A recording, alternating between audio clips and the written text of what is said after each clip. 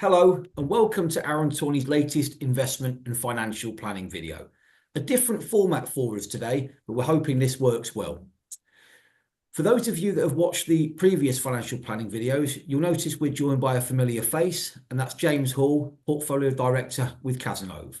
It has, of course, been a very busy time recently with two recent interest rate reductions, a budget, and of course, new president over in America. So James has kindly joined us to give us an insight and an overview of how this could affect markets and what we could potentially see moving forwards. So James, I know you're very busy, so thanks for taking the time to join us, particularly in light of all the events that we've just mentioned. So we really appreciate you joining us today. So James, thanks for your time and welcome. Thanks, Andy. I really appreciate you having been on today. It's always good to update you with our thoughts. And like you say, so much has happened. So let's kick off and get into the nitty gritty. And I will, of course, go through a lot of those points that you've mentioned, but I have got some slides that I'm going to share. So hopefully they'll sort of magically appear on the screen, which they have now, which is great. Thank you. So yes, it's been quite a year. It's been a great year. So most of you should see your portfolio values sort of jumping higher, which is great. So I was just trying to move the slides on. Here we go. Bit sticky. Cool. You've seen the next slide now. So here we go. This is the last 12 months. And what we can see here is the stock markets have flown. So this is just global shares, it's all equities. So what happened in September last year, you might remember, we'd come off the back of a very sticky period, 2022. Markets were down quite a lot. And then in the first part of 2023, they really didn't go anywhere. So what happened in September last year to kickstart things? Well, we started to see inflation coming down. I'm sure we all remember inflation was rife. Oil was going through the roof. Well, that started to settle down, and the market said, right, interest rates are going to start to be cut. And that's good for economies because companies aren't having to pay so much on their borrowing. And also people can spend more money because they're not paying so much on their mortgage or their debt. So it's good for economies. So that started to move the market. Coming into this year in the US, we're expected to see 6 rate cuts. As it happens, we're probably only going to see 2. So once the market realised that in early January, Feb, those cuts and the kind of euphoria around that faded. But what really took over was the whole sort of euphoria around AI. So AI had really started to kick on. It advanced quicker than anyone had thought. And what happened is we saw some big AI stocks and beneficiaries of the AI trends really start to fly. Things like Nvidia and Microsoft and stuff like that. And that kick-started the market. And that continued really to the end of Q2. And into Q3, we saw a lot of volatility. You can see there a couple of drawdowns, and we'll just come on to why a couple of those happened, because there's some interesting things happen within that. Now we are, as we sat today in late November, we have obviously seen as you alluded to, some really big things happen since September, like a budget, like 2 rate cuts, and like a completely new president. So the market has actually indeed gone up from here, which we'll come on to. So, but looking back, that's just a bit of a recap to show you what's happened so far. But James, can I just ask a question there? You mentioned AI. So is the general consensus, the general feeling that the AI is positive from an investment point of view? What's the house view on that, please? Yeah, it's definitely. We think it is. It definitely is positive because AI can make it much more efficient for companies to get more profit, and because they are effectively saving costs by having things that an AI can do for them. But equally, where it's been very good for these mega cap stocks is, for example, something like advertising. If AI can really pinpoint our trends, then if I'm thinking about trainers, for an example, and it knows that I like Nike as a brand, then it can make sure Nike trainers are at the top of my feed when I'm looking at things online. So AI is really important for many things, and it's not just sort of profitability in terms of maybe cutting some staff and replacing them with AI. Yeah. It's about focused marketing, which can then obviously generate a lot more revenues. And I think that's a lot of what this kind of hopes has been around. Okay. And actually, while we're on that point, if I can nip on to the next slide, I just wanted to sort of show you, and I think this is really, well, to me, it's sort of fascinating. It might be to you, Andy. If you look at this is the halfway point on the left, halfway point through the year, and let's just say the S&P 500, which is the biggest 500 companies in the US, it's up 15% there. Nvidia, which is the chip maker for AI, on its own has made 5% of that 15. So a third of the whole market has been one stock. Then, if you can see the logos, if you recognize those logos, it's Google, Microsoft, Amazon, and then that's actually Meta, which you probably more commonly known as Facebook. Yeah, those have done almost another third of the market because, as I sort of alluded to in my example to you, through advertising and whatnot, and actually, Google have Genie and things like that. Yeah. They're a big beneficiary from AI. And so the rest of the market, the other 495 stocks, have given just 6 or so percent. So it really has been focused around those few stocks. Yeah. What's been nice though is that the since, or the quarter three, I should say, because this stops at the end of September, these statistics, but it's quite actually true of what's happened since the election. You can see that actually Nvidia and those four stocks have actually gone down slightly in the third quarter, whereas the rest of the S&P is up over 6%. So that's nice to see that your bank stocks, your healthcare, have started to come on stream too. So that's kind of comforting as an investor. Of course, yeah, it shows that, I suppose, then the market's not so reliant on a small congested area of companies. It's more widely spread, and I assume that's generally a very positive trend, James, as you mentioned. Yeah, you don't want to be reliant on those companies. They're great companies, and I think their earnings and their valuations are justified. But you want to see, the banks growing their profit. You want to see healthcare doing well and things like that. And that's why that third quarter was excellent in terms of the breadth of market. So just sort of briefly nipping back into that third quarter when we saw some volatility, I just thought it was quite interesting because we, despite what happened, we had a couple of data points in the US pointing that unemployment had gone up, and the market suddenly felt, there might be a big recession in the US, and it seemed very much like they jumped to a conclusion just from a few data points. But you saw the US market fall about 6 or 7%. But then we saw a very sort of strange thing happen in the background, because a lot of people have been borrowing in yen, because in yen the yield's about 1 or 2%. So it only costs you 1 or 2% to borrow in yen, and then they've been buying dollars to get 5% return. Now, they call that the carry trade. So what happened when the market fell? People felt the US interest rates were going to fall once again. So they started selling their dollars and buying the yen back to end that trade and say, I've made my money, I'm going to buy my yen back. Yen really strengthened, and the Japanese stock market went, if the yen's strong, it's really bad for Mitsubishi and Toyota and Suzuki, because they can't export, their big exporters, because it's going to be so expensive for everyone to buy. So the Japanese stock market fell 16% in 2 trading days, which I think almost unheard of. And then actually on the third day, everyone sort of went, well, hang on, I think we've overblown this one. Yeah. The Japanese market comes back 10-12%, and the US market comes back to where it was. So it was very strange how you can get these little storms in a teacup. And for us, it's looking and going, this seems a bit much. We actually added on the weakness there, and then the market was sort of back as you were. So there's been a couple of interesting bouts of volatility within all this rally as well. So that might be interesting to sort of note, really. Okay, yeah, thanks, James.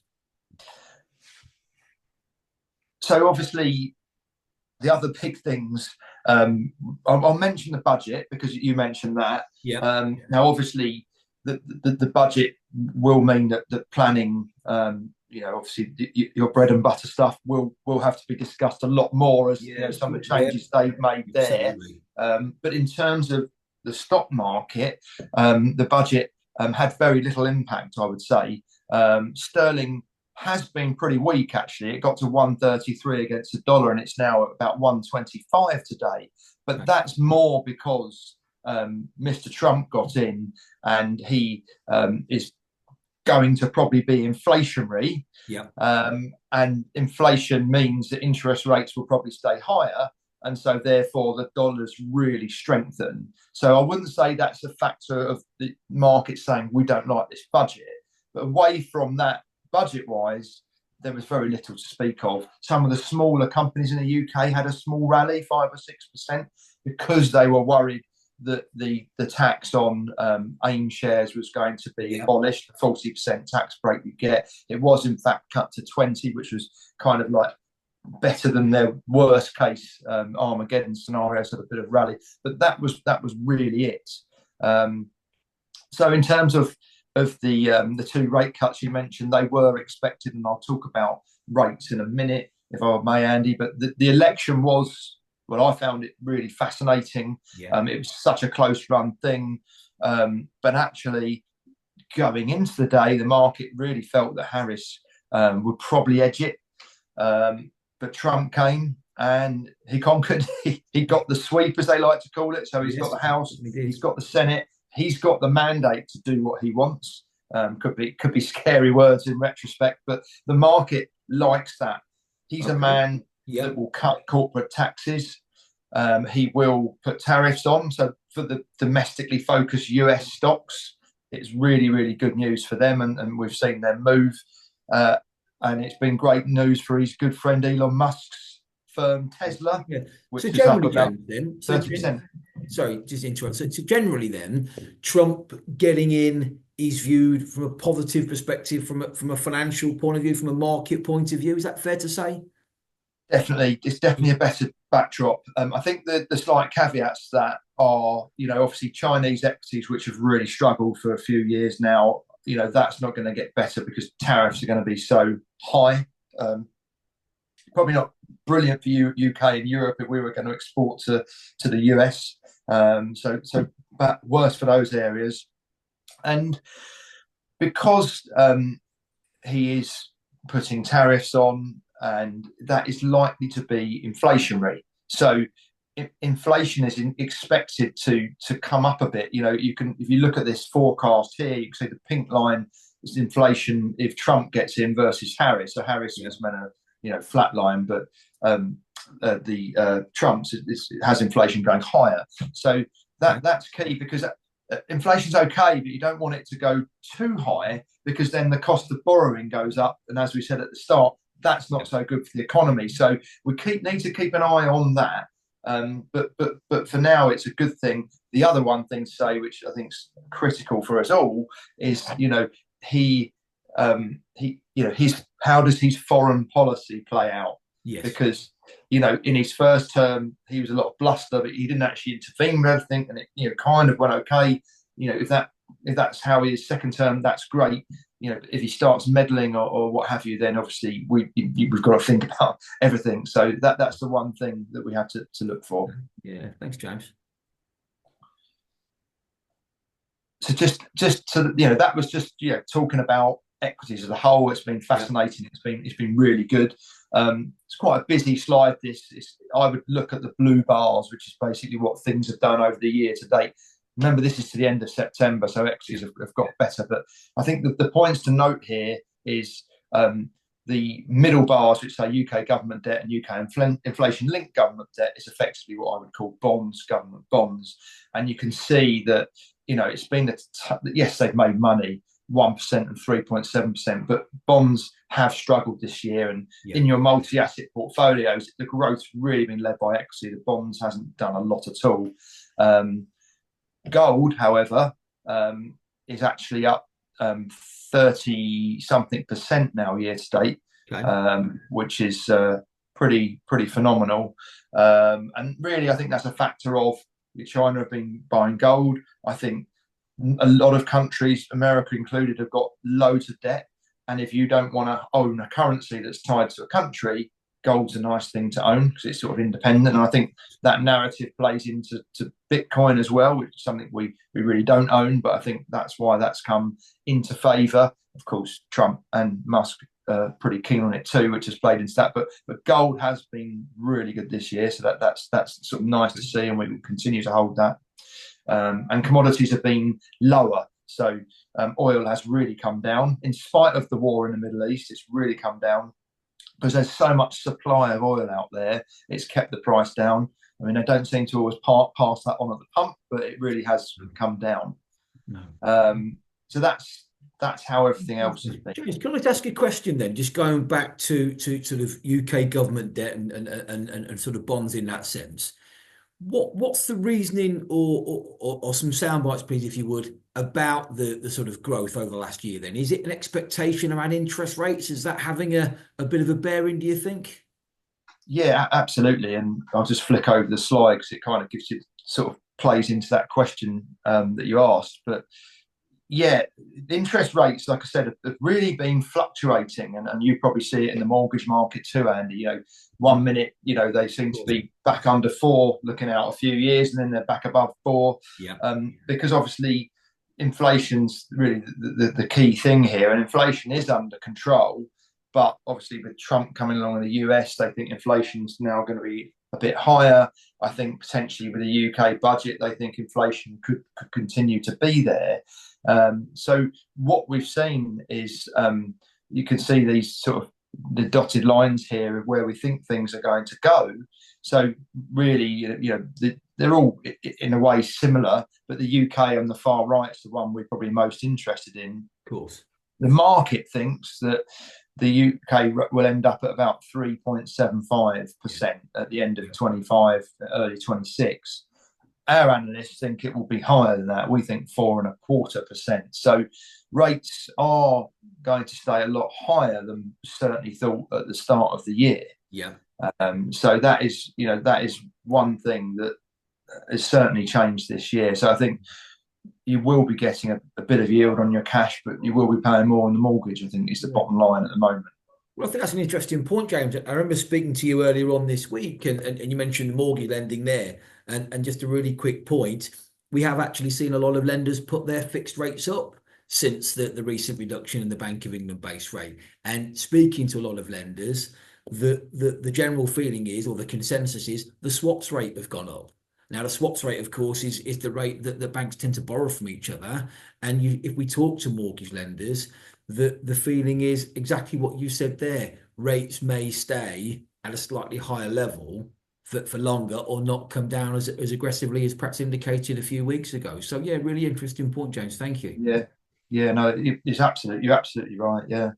So that's where rates are at. And in terms of like the picture looking forward, because that's obviously critical, isn't it, Andy? I mean, everyone wants to know what the future holds, and obviously we don't know for sure. But I certainly think that equities had a really good run, but we really think that rally can sustain. Yes, there will be bouts of volatility as certain things happen, like the sort of example we talked about with the unemployment data.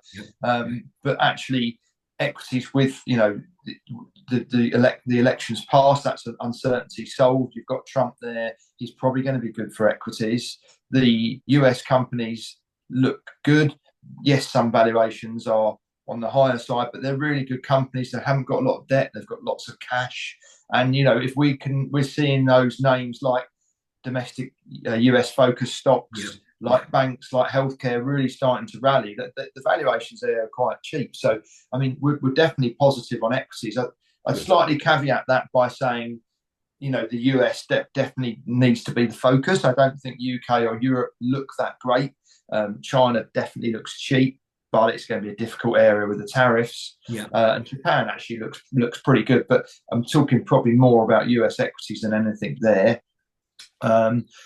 Bonds definitely look good. I mean, if you can give your money to the UK government for 5 years and get 4.5%, 5% for that, or give it to a bank and get 6% for that, that's good. We like bonds. We think that's a good part of the portfolio. So we're overemphasizing that. Yeah. And then, alternatives and cash less keen on at the moment when equities and bonds look pretty good. So it's I'm doubtless there'll be bits of volatility in the next year or two, but Yeah. I think the backdrop for returns is strong. Okay, yeah, fantastic, James. Thank you. So I suppose the feeling that I'm taking from this is generally you feel quite positive, quite upbeat. Is that fair conclusion? Yeah, I would totally agree with that. So yeah, definitely that's the feeling. Obviously, like I say, how Trump acts with his foreign policy is key. He's now appointing his people, isn't he? And that's interesting as Yeah, well. I yeah, mean, yeah. we've seen Robert Kennedy Jr. being appointed in terms of pharma, and he's very much an anti-vaxxer. So some of the healthcare stocks have sold off. So we've got to keep an eye on things like that. But yeah, I think the backdrop is certainly good, Andy. Okay, yeah, fantastic, James. That's I, really, really good to know. Thank you.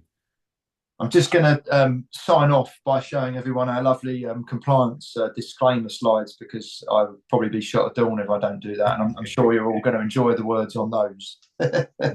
James, So I'll thank hand you. back to you. Yeah, lovely. James, thanks ever so much. Really appreciate you taking your time out of your busy schedule to join us. It's sincerely appreciated.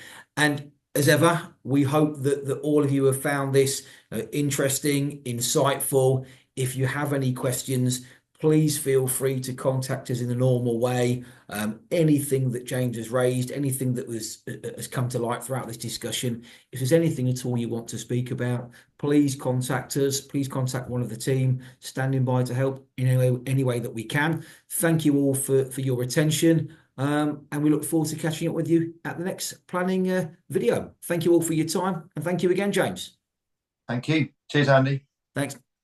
Thanks, James.